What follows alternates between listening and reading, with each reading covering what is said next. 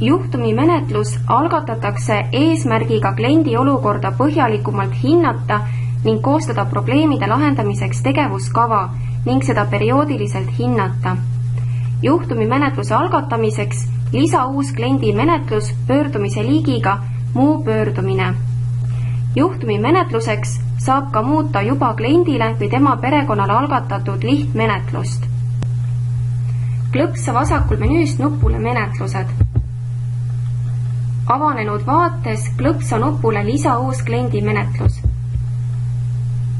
Sisesta pöörduja isiku kood ja klõpsa nupule kontrolli olemasolu.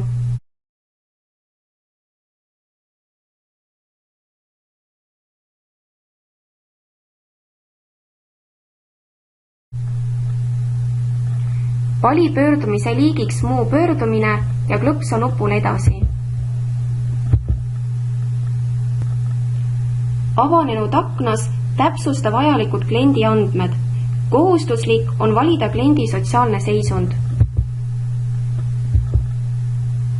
Kui vajalikud andmed on lisatud, klõpsa nupule edasi.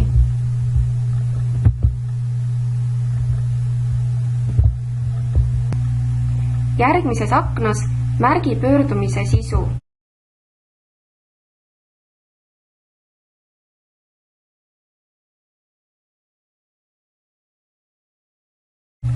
Vajadusel täpsusta registreerimise lisainfo. Vali rippmenüüst pöördumise teema. Märgi sihtrühma nimetus ja klõpsa nupule edasi. Avaneb leibkonna andmete kontrollimise ja haldamise aken. Juhtumimenetlus võib olla läbi viidud ühe kliendi ehk subjektiga, kuid kui sama probleemide ring puudutab mitut seotud isikut, on otstarbekam ja soovitatav luua mitme subjektiga menetlus. See tähendab lisada menetluse subjektideks ka teised pereliikmed. Juhtumiplaani andmete sisestamisel saab valida ühe või mitu menetluse subjekti, kelle kohta sisestatavad andmed kehtivad. Seega saab ühesuguseid andmeid erinevate subjektide kohta hallata ühes kohas, kuid ühe menetluse raames koostada igale subjektile erinevad juhtumiplaanid. Leibkonna liikme lisamiseks klõpsa nupule lisa leibkonna liige menetluse subjektina. Sisesta leibkonna liikme isiku kood.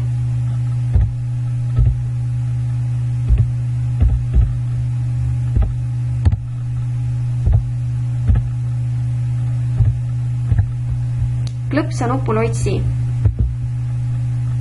Kui isik on leitud, klõpsa nupule vali.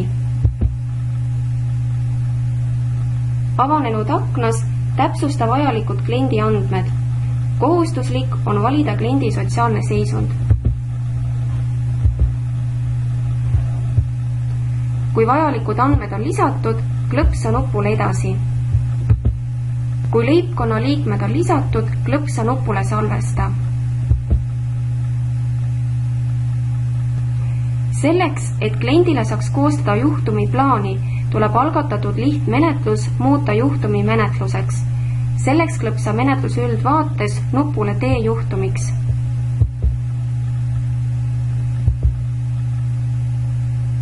Peale menetluse muutmist juhtumimenetluseks kuvatakse 4 uut nuppu.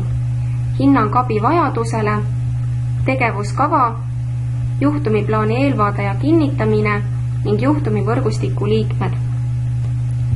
Kuna juhtumiplaani võidakse edastada ka teistele kliendiga kokku puutuvatele spetsialistidele, näiteks juhtumivõrgustiku liikmetele või teenuse osutajatele, tuleb juhtumiplaani koostamiseks kliendilt küsida nõusolek isikandmete töötlemiseks ja töötlemise edasiandmiseks kolmandatele isikutele ning nõusoleku andmed ka süsteemis fikseerida.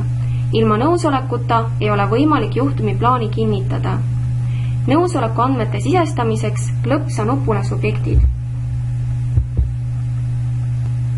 Klõpsa kliendi nime ees oleval plussmärgil. Ava menetluse põhised kliendi andmed pliiatsi märgist. Liigu lehekülje lõppu.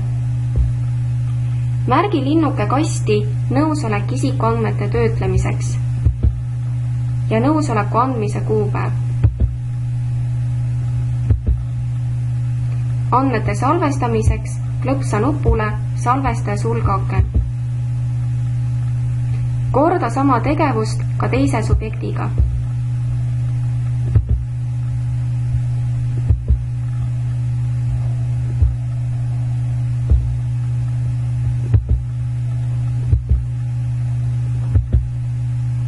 Kui isiku seaduslik esindaja on teine isik, siis sisesta esindaja nimi vaikimisi kuvatava kliendi nime asemele.